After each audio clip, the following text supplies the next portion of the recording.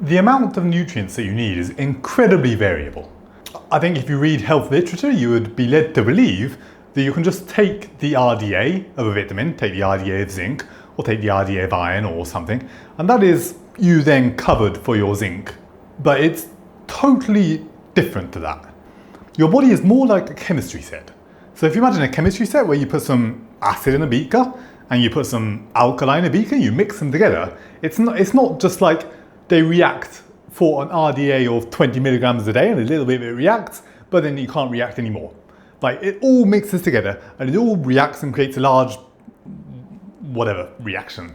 But the reaction is proportional to the amount of things you put in it. So if you put a large amount of acid and a large amount of alkali, you'll get a very large reaction.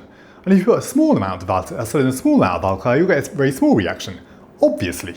Your body is also like the chemistry set. It will use as much as you put in. But there's a catch, and the catch is it uses it up to a point where it gets stuck at something else. So if you imagine to create energy, to create glucose from your blood sugar, and to use up that glucose, you might need iron, and you might need selenium, and you might need zinc, and you might need B vitamins. And if you take more iron, that will create more blood sugar, up to the point that you run out of other things. So when you run out of zinc, then taking more iron will not do anything else. So how much iron do you need? You need iron up to the point where it is balancing your zinc and your selenium and your B vitamins and everything else that you need. So when you're taking like a large zinc supplement, I think a lot of people take zinc to boost their testosterone or something like that. When you take a 50 milligram zinc supplement, what that is doing is it is using up all the other nutrients which are related to that zinc. So it'll use up your iron and your selenium and your B vitamins, and it'll give you an instantaneous energy boost. But that will only last as long as you still have those other nutrients. Adding on more zinc will not do anything for you. You'll need to add on some iron or add on some selenium or add on some B vitamins or something. So the amount of a nutrient that you need is incredibly dependent on whatever else you're taking. And for some people, taking a dose of a supplement can be almost poisonous, whereas others absolutely require the same dose to survive and be healthy. And I think the most obvious example of this in my life has been potassium. Like, there have been times for me where I've taken a teaspoon of potassium chloride, which is like the potassium salt, no salt stuff.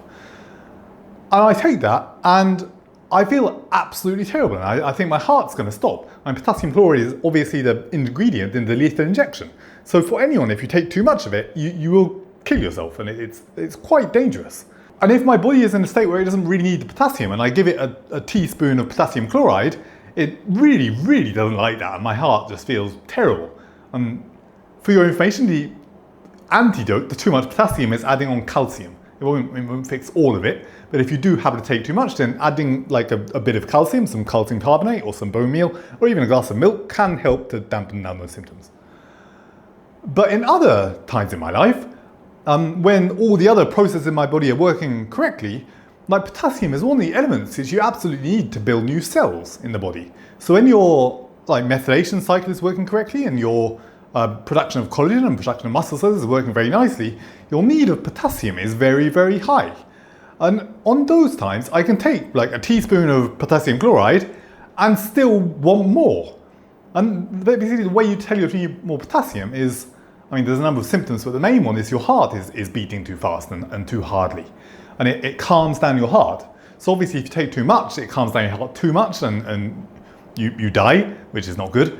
But if your heart is beating very erratically, generally the causes are not enough potassium or not enough magnesium. And sometimes I've needed like a teaspoon and a half of the potassium chloride and still my heart is beating fairly hard. And just because my body has plenty of the other nutrients to be able to make new cells, so it is just getting bottlenecked at potassium. So how much of a nutrient your body needs is almost entirely individual. There's not a lot of value, well there is value in it, but there's a very limited amount of value into going onto some medical site and seeing, okay, I need 20 milligrams of zinc a day, and now I take that and then that's finished. If you're someone who takes a lot of supplements, your daily need of the zinc or the potassium or the iron or anything will be almost variable every single day. So what are you supposed to do? What do I do? What I have done over years and years of experimenting with this is I've gradually developed the intuition and the knowledge about the feelings of what a deficiency in every nutrient feels like. I can basically distinguish when my heart is beating fast because of low magnesium and when it's beating fast due to low potassium.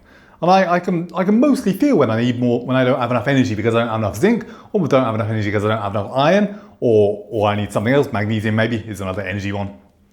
But yeah, after trying the supplements over and over again for various symptoms, you eventually get a feeling of what it feels like to need one or the other. And it's a constant game of balancing.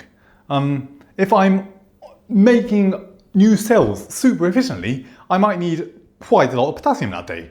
But if it's not working, if I've lost some other nutrient which I absolutely needed, then I have to immediately notice that, reduce my potassium dose, and basically tamp down on all the other nutrients which could potentially be dangerous if I got too many of them. So is this a healthy way of doing it? Probably not. I think it would be a lot easier if you would just take a multivitamin or just generally healthy foods, because there is a natural balance of the nutrients in those.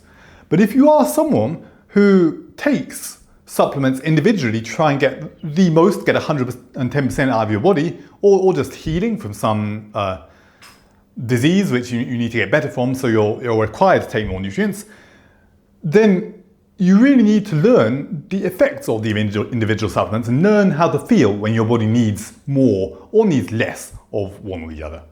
I will try and help you with this. It is a very complicated process, and I feel like I'm quite well developed in the knowledge, at least around how my body works in this. So I will try and help you as best as I can. But for today, that is all. I will talk to you later. Bye.